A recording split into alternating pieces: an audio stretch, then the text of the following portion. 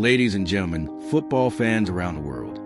Today we dive into the story of a man whose name echoes to the halls of football history, yet remains criminally underrated. A man who achieved what no other manager has ever done, winning the World Cup, the Champions League, the European Championship, and the FIFA Club World Cup. His name? Vicente del Bosque. Now, when you hear that, you might think, okay, he's successful, but how successful? Let me put it into perspective for you. Jose Mourinho, the special one, has won 26 major trophies in 1,175 matches. That's roughly one trophy every 45 games. Carlo Ancelotti, the legendary Italian manager, has 31 trophies in 1,351 matches, a trophy every 43.5 games. And then there's Sir Alex Ferguson, the godfather of modern football management, with 38 trophies in 1,500 matches, averaging a trophy every 39.5 games. But Vicente del Bosque, in just 342 matches, he won 9 major trophies. That's a trophy every 38 matches. Let that sink in. His efficiency was unmatched, his achievements unparalleled. Yet, here's the shocking part. He managed fewer than 400 matches in his entire career. How is it possible that a manager with such an incredible record didn't even cross the 400-game mark? The answer lies in a story of brilliance overshadowed by bias, a success undermined by superficiality. Del Bosque was a silent assassin, a tactician who didn't rely on flashy tactics or fiery sideline antics. He was calm, composed, and calculated, but in a world obsessed with glamour and personality, his quiet demeanor was mistaken for weakness. Florentino Perez, the president of Real Madrid, once dismissed him as boring, claiming he lacked the charisma to lead a team of superstars. But here's the irony. Del Bosque's victories were the very thing that saved Perez's presidency. His ability to manage egos, unite squads, and deliver trophies was second to none. Yet, despite his success, he was never fully appreciated. Today, we're here to change that narrative. This is the story of Vicente del Bosque, the greatest manager there never was. A man who won everything, yet still got sacked. A man whose legacy deserves to be remembered, celebrated, and revered. So, sit back and let's take a deep dive into the rise, the dominance, and the unfair downfall of one of football's most underappreciated geniuses. This is not just a story about trophies. It's a story about resilience, humility, and the true essence of leadership. Let's begin. Now, to truly understand Vicente del Bosque's greatness, we need to rewind the clock and look at where it all began. Del Bosque wasn't just a manager. He was a product of Real Madrid through and through. As a player, he spent 13 seasons with the club, winning 5 Louisiana Liga titles and 4 Copa del Rey trophies. He wasn't a flashy superstar, but he was the glue that held the team together. A defensive midfielder who played with intelligence, composure, and a deep understanding of the game. But it was as a manager where Del Bosque truly left his mark. After managing Real Madrid's youth team, he was given the senior team's reins, not once, but twice, as a temporary caretaker. It wasn't until 1999 that he was appointed as the full-time manager. And let's be honest, the appointment was met with skepticism. Real Madrid was a club obsessed with star power, and Del Bosque was seen as uninspiring, a quiet, unassuming figure who lacked an aura of a top-tier manager. But what happened next was nothing short of extraordinary. Del Bosque took a squad brimming with talent, young stars like Raul and Guti, seasoned leaders like Fernando Hierro and Roberto Carlos, and turned them into European champions. The 1999 to 2000 season was his masterpiece. After a rocky start in the Champions League group stages, including 2 losses to Bayern Munich, doubts were creeping in, but Del Bosque had a plan. In the quarterfinals, Real Madrid faced Sir Alex Ferguson's Manchester United. The first leg ended in a goalless draw, but in the second leg, Del Bosque made a tactical masterstroke. He switched to a back 3, unleashing Roberto Carlos and Michel Salgado as attacking fullbacks. The result? A stunning 3-0 victory at Old Trafford. Even Ferguson admitted he was caught off guard. Madrid went on to beat Bayern in the semi-finals and Valencia in the final, securing their 8th European Cup. Del Bosque had done the unthinkable. In just a few months, he went from an overlooked caretaker to the architect of Real Madrid's European resurgence. But while the team thrived on the pitch, chaos loomed off it. Club president Lorenzo Sanz, who had overseen this golden era, was in financial trouble. His departure paved the way for Florentino Perez, a man with a very different vision for the club. Perez's arrival marked the beginning of the Galácticos era, a time when star power took precedence over everything else. His first move?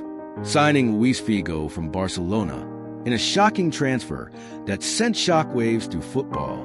Del Bosque, however, wasn't entirely on board with Perez's approach. While Perez wanted global icons, Del Bosque believed in balance. He wanted players who complemented each other, not just big names. This tension between the two men would define the next chapter of Del Bosque's career. Despite their differences, Del Bosque delivered results. In the 2000-2001 season, Real Madrid won La Liga. The following season, they signed Zinedine Zidane, and Del Bosque adjusted his tactics to build a team around the French maestro. The result? Another Champions League title in 2002, capped off by Zidane's iconic volley in the final against Bayer Leverkusen. But even as the trophies piled up, the cracks between Del Bosque and Perez grew wider. Del Bosque's calm, understated style clashed with Perez's desire for glamour. And in 2003, after winning 2 Champions League titles and 2 La Liga titles in 4 seasons, Del Bosque was sacked. It was a decision that shocked the football world, a move that made no sense from a sporting perspective. What followed was a decade of chaos for Real Madrid. Without Del Bosque, they struggled to replicate his success. It took them 4 years to win another league title, and nearly a decade to reach the Champions League semifinals again. Meanwhile, Del Bosque's legacy was cemented, not just as a great manager, but as a symbol of what happens when substance is sacrificed for style. But Del Bosque's story doesn't end there. After a brief stint in Turkey, he returned to the spotlight in 2008, taking charge of the Spanish national team. And what happened next? Well, that's a story for another chapter. Stay tuned, because the best is yet to come. After his abrupt exit from Real Madrid, Vicente del Bosque's career seemed to fade into the background. He had a brief managerial stint in Turkey with Besiktas, but it lasted only a few months. For a while, it seemed like Del Bosque's story was over, that his legacy would be confined to those glorious years at Real Madrid. But football had other plans. In 2008, the Spanish national team came calling. Del Bosque was tasked with taking over from Luis Aragonés, who had just led Spain to their first major trophy in 44 years, the 2008 European Championship. The pressure was immense. Spain was entering what would later be known as their golden generation, a squad stacked with once-in-a-lifetime talent. Xavi, Iniesta, David Silva, Xabi Alonso, Fernando Torres, Sergio Ramos, Iker Casillas, and so many more. The expectations were sky high, and Del Bosque had to deliver. But it wasn't as easy as it looked. Managing a team full of superstars, many of whom were fierce rivals at the club level, was no small feat. Remember, this was the era of El Clasico at its most heated. Real Madrid and Barcelona faced each other 5 times in 18 days during the 2010-11 season. Jose Mourinho, then managing Real Madrid, had turned the rivalry into a war, and the tension spilled over to the national team. Del Bosque's job wasn't just about tactics. It was about diplomacy. And then came the 2010 World Cup. Spain entered the tournament as favorites, but their campaign started disastrously with a shock 1-0 loss to Switzerland. The pressure mounted, but Del Bosque remained calm. His ability to manage egos and keep the squad united was put to the test. One of his most significant challenges was handling Andres Iniesta, who was grieving the sudden death of his close friend Danny Jarque. Del Bosque gave Iniesta the time and space he needed, benching him for the next game to prioritize his mental health. Critics questioned the decision, but Del Bosque knew better. Iniesta returned stronger, scoring the winning goal in the World Cup final against the Netherlands. That goal didn't just win Spain their first World Cup. It cemented Del Bosque's place in history. He became only the second manager ever to win both the Champions League and the World Cup. But Del Bosque wasn't done yet. 2 years later, at Euro 2012, Spain faced a new challenge. Their star striker, David Villa, was injured, and Fernando Torres was out of form. Del Bosque adapted brilliantly, deploying a false nine system with Cesc Fabregas leading the attack. The result? Spain dominated the tournament, culminating in a historic 4-0 victory over Italy in the final. Del Bosque had done it again, becoming the first manager to win the World Cup, the European Championship, and the Champions League. But as with all great eras, the decline was inevitable. By 2016, Spain's golden generation was aging, and the team was a shadow of its former self. They were knocked out in the round of 16 by Italy, and Del Bosque stepped down. His time with Spain had come to an end, but his legacy was secure. Vicente del Bosque wasn't just a manager.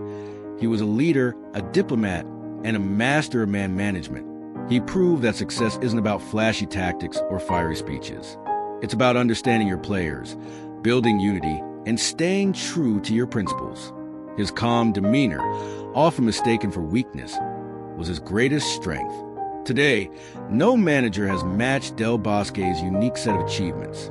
He remains one of the most underappreciated figures in football history, a man who won everything, yet never sought the spotlight. His story is a reminder that true greatness doesn't need to shout. Sometimes it speaks in whispers.